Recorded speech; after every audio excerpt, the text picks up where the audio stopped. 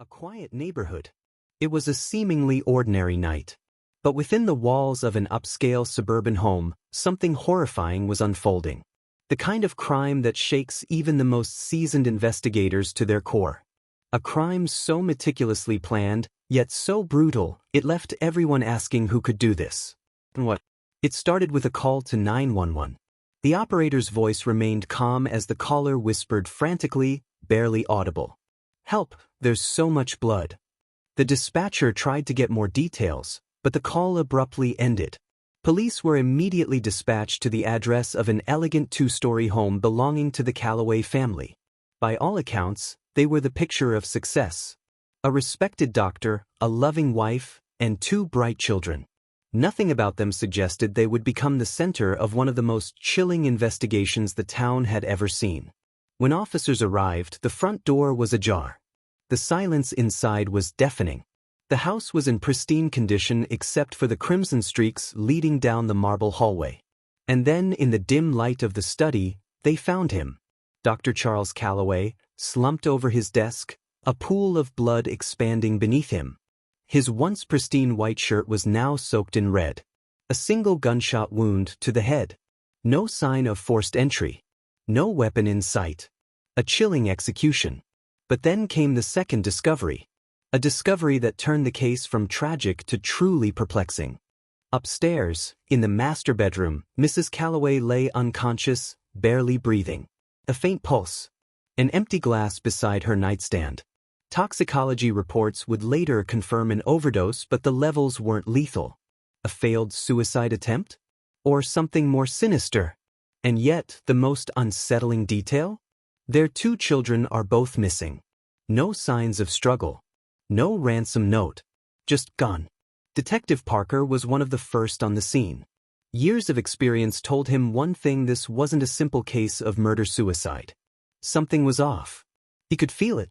As the forensic team combed through the house, Parker's instincts were confirmed. There were no signs of a break-in, but a single, out-of-place footprint was found near the back door.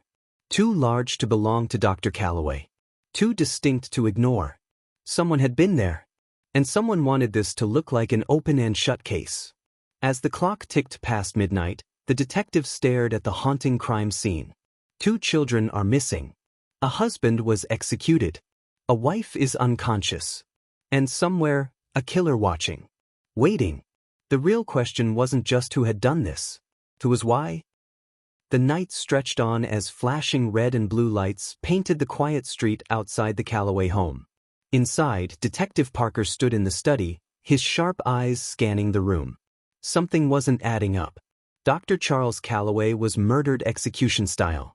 His wife, barely clinging to life, had overdosed, but not enough to be fatal. And the children, gone without a trace. As Parker moved toward the desk, a framed photo caught his attention. The Calloways, smiling, happy. But it wasn't the picture itself that bothered him. It was the fact that someone had touched it.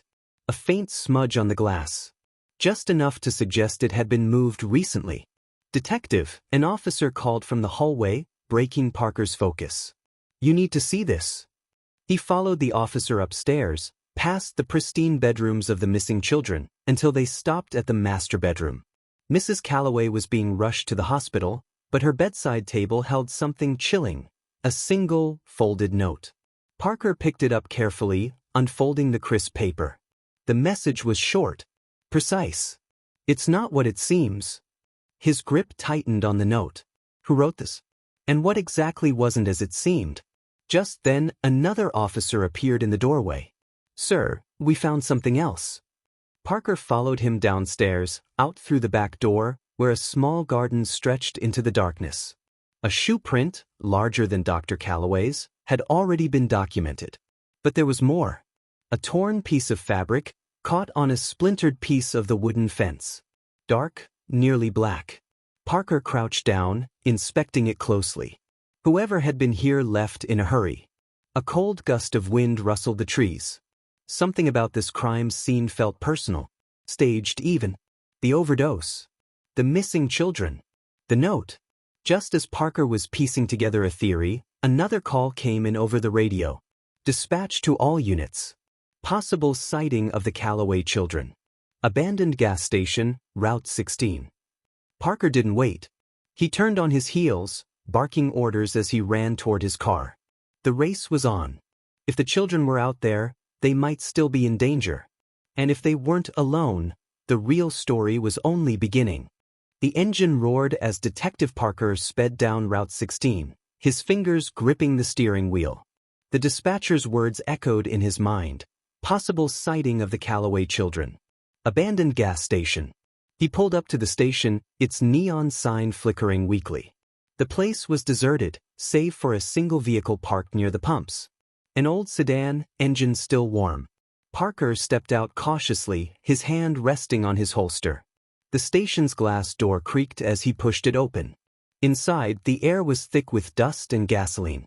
Then he saw them. Two small figures huddled behind a row of empty shelves. Wide, fearful eyes stared back at him. The Calloway children. "Hey, it's okay," Parker said gently, lowering his stance. "You're safe now." But before they could respond, a noise from the back of the store shattered the moment. A heavy thud.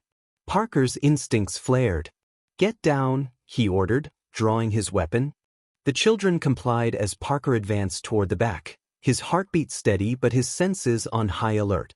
Another thud echoed through the air.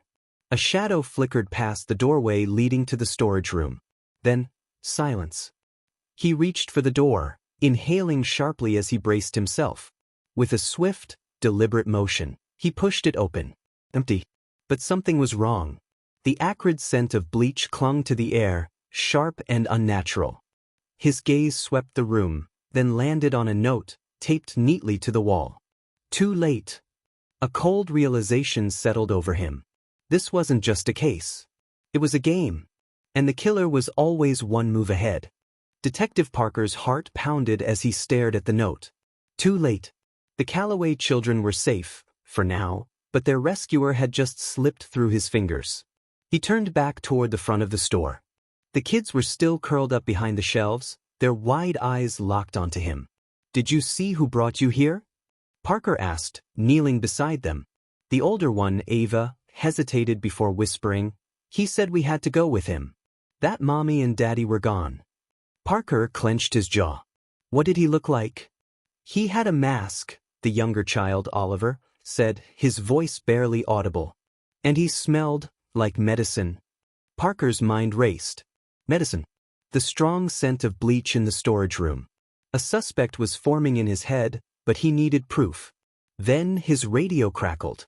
"Detective, we got something. The wife's awake." Parker wasted no time. Within minutes, he was speeding toward the hospital. Mrs. Calloway looked weak, her complexion pale against the stark white hospital sheets. But her eyes were sharp when Parker entered. "You need to tell me everything," he said, his voice firm but calm. "Who did this?" Tears welled in her eyes. She hesitated, then whispered a name. Dr. Henry Graves. Parker stiffened. Graves was a close colleague of Dr. Calloway. A well-respected surgeon. No criminal record, no known enemies. But something had been bothering Parker since the beginning. This crime wasn't random. It was calculated. "He wanted my husband dead," Mrs. Calloway continued. "Charles knew something about him. He was going to expose it." Parker's blood ran cold. A cover-up. That's what this was. The pieces fell into place. The execution-style murder. The staged overdose. The missing children. Graves had tried to tie up loose ends, but something went wrong. "Where is he now?" Parker pressed. "I don't know," she whispered. "But he's not finished." An hour later, Parker stood outside Dr. Henry Graves' estate. The house loomed in the darkness, its windows eerily still. No lights. No movement. But Parker knew Graves was inside. Gun drawn, he stepped onto the porch. The front door was locked, but a side entrance was slightly ajar. Carefully, Parker pushed it open. Inside, the house was pristine. Too pristine. Everything was in place, except for one thing. A single glass of wine, half empty, sitting on the kitchen counter. Still fresh. Then, a voice from the shadows. "You're too late, detective." Parker spun just as Dr. Graves emerged, a gun in his hand. His expression was eerily calm. "Why?" Parker demanded. "Why kill Calloway?" Graves smirked. "Because he was going to ruin everything. My career. My reputation. He had proof that I cut corners, falsified records. He wouldn't stay quiet." "So you silenced him," Parker said coldly. "And the kids? What were you planning to do with them?" Graves' smirk faded. "I needed time to decide." Parker didn't hesitate. In a flash, he moved, knocking the gun from Graves' grip.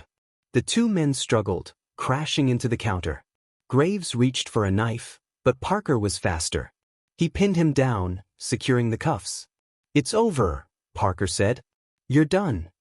Hours later, as Graves was taken into custody, Parker stood outside the police station, exhaling deeply. The case was closed. The Calloway children were safe. Justice had been served. But as Parker looked out into the night, he couldn't shake the feeling Graves had been willing to do anything to protect his secret. And secrets like his? They never stayed buried for long.